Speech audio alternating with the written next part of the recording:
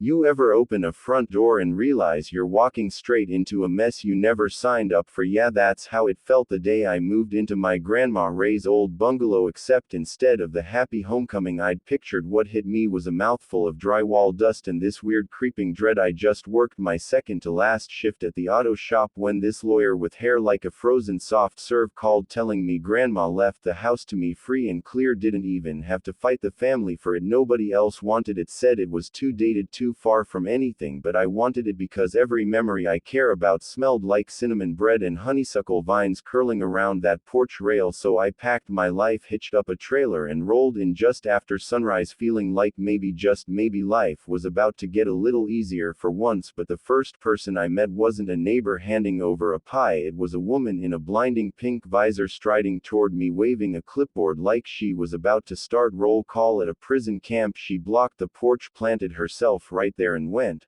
"I'm Rhonda, board president of the HOA, you can't be here." I laughed honestly, thinking she meant the curb or something, told her, "Hey, I own the place, see the sold sign."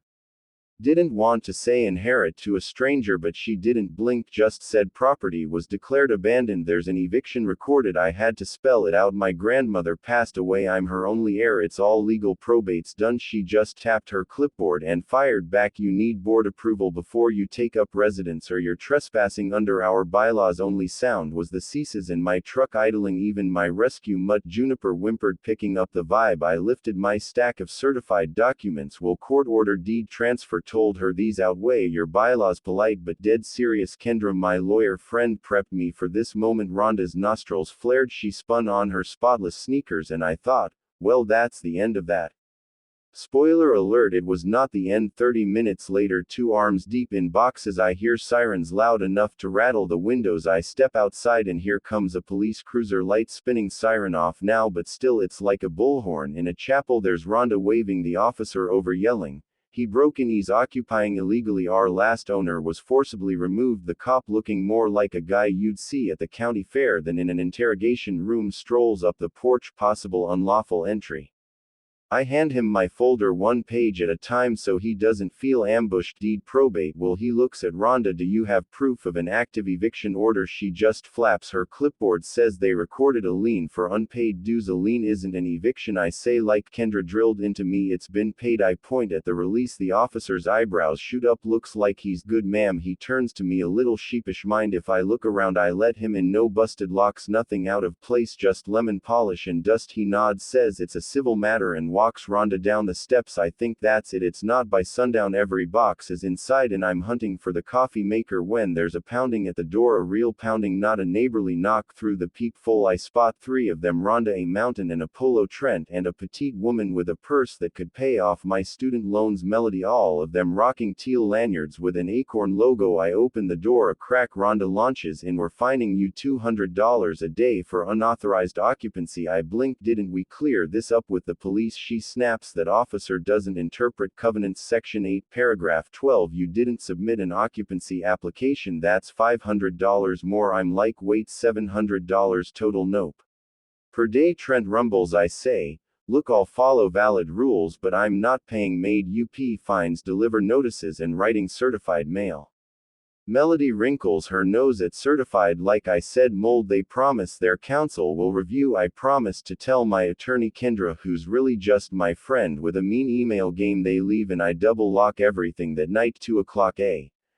Juniper's growling at the fence. There's a shadow in the alley. Phone flashes, strobing, someone snapping pictures of my house. "Can I help you?" I call. They vanish. I don't sleep much next week. My mailbox starts birthing envelopes, every single one with that acorn logo, every single one demanding fines, now totaling $400 plus late fees. They even claim I owe 7 years of back dues from when Grandma was sick, even though her bank shows autodrafts every quarter. I haul the stack to Kendra. She scans, listens, says there's a playbook. Some HOAs rack up so many fines that heirs give up and sell cheap, then board members' friends buy low, flip, and split the profit. She grins. Let's remind them the law has teeth, but first let's have a little fun. She drafts a letter, cites the Fair Debt Collection Act, state WA statutes, even calls out misuse of 911. She requests 5 years of financial records per transparency laws. Won't they stonewall? I ask. Of course, that's where part 2 comes in. She hands me a form to transfer my membership, but I am a member, not until you're an owner in good standing we'll pay the disputed dues not the fines into escrow that triggers your voting power now I'm grinning so next HOA meeting I show up with my new friends Mr. Hayes who grows roses like children the Berry twins wrangling toddlers Miss Lopez who bakes pies in bulk turns out everyone's got a horror story fines for wreaths up one day too long threats over sidewalk chalk melody measuring grass at dawn I invite them over and under strings of porch lights we spread our letters all with the same font same signature Rhonda totals range wildly feels like they spin a wheel Mr. Hayes jokes Miss Lopez sighs we'd need a miracle to win a vote miracles look a lot like math I say we dig up the bylaws proxy votes anyone can solicit them if originals arrive 3 days before the meeting I write to the rental owners promise to cap dues and protect their interest and Kendra sets up a neutral P.O. box for returns 2 weeks of postage and most of my savings but we get a stack meanwhile Rhonda escalates code compliance shows up 3 times paint chips a junk car it's my pride and joy even a complaint that Juniper's a goat inspectors leave shaking their heads then one morning sprinklers blast at 4 o'clock a.m. control box is busted I padlock install cameras and that night get footage of Melody purse and all screwdriver in hand instead of sending it to the HOA I send it to the cops file a vandalism report real criminal charge not a fine badge numbers beat teal lanyards every time 5 days before the annual meeting the board finally coughs up their record shoe box of crumpled receipts missing ledgers checks to cash signed by Rhonda Memicom morale project $9 $800 Kendra nearly dances cash means a red flag for auditors we prep binders fine letters police reports financials we print yellow proxy ballots new slate me Mr. Hayes Miss Lopez a quiet IT guy Parker who will digitize everything meeting night is like a championship game school gym folding chairs half the town Rhonda runs the agenda voice votes like always Kendra raises a hand we request a credentials report and proxy count Rhonda's jaw tightens but the bylaws back us up I move to elect a credentials committee Mr. Hayes seconds Miss Lopez third crowd shouts vote we win the motion 3 volunteers count proxies turquoise the boards and yellow hours ours when they finish a grandma in steel glasses